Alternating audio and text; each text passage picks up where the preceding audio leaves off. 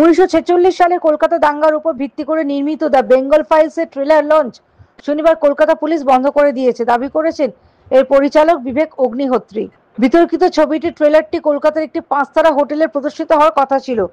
ঘটনাস্থলে উপস্থিত পুলিশ সদস্যরা এই বিষয়ে কোনো মন্তব্য করতে রাজি হননি। তবে অগ্নিহোত্রী অভিযোগ করেছেন যে এটি মানুষের গণতান্ত্রিক অধিকারের উপর আক্রমণ, কারণ সেন্সর বোর্ড ছবিটিকে ছাড়পত্র দিয়েছে এবং কলকাতা হাইকোর্ট এটির উপর নিষেধাজ্ঞা স্থগিত করেছে।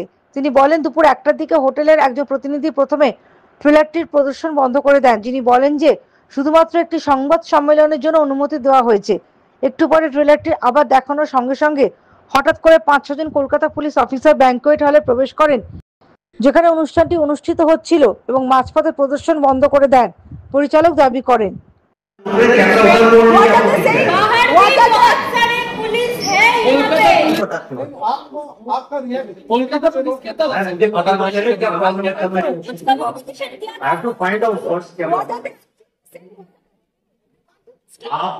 All of you are here. आपके सामने चल रहा है, जो भी चल रहा है, आप कैमरे उधर बोल लीजिए, then you will know that guy is going.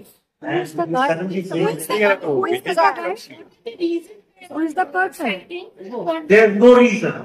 भाई अभी आपके आने के 10 मिनट पहले तक तो यहाँ सब टेस्ट चल रहे थे, उन्हीं की परमिशन से तो हो रहा है. They know exactly that we were supposed to knock the theater here first. They cancelled in the theater, in cinema hall. Now they want to cancel in a hotel also. This is the state of revolt. Bureau report, The United India News.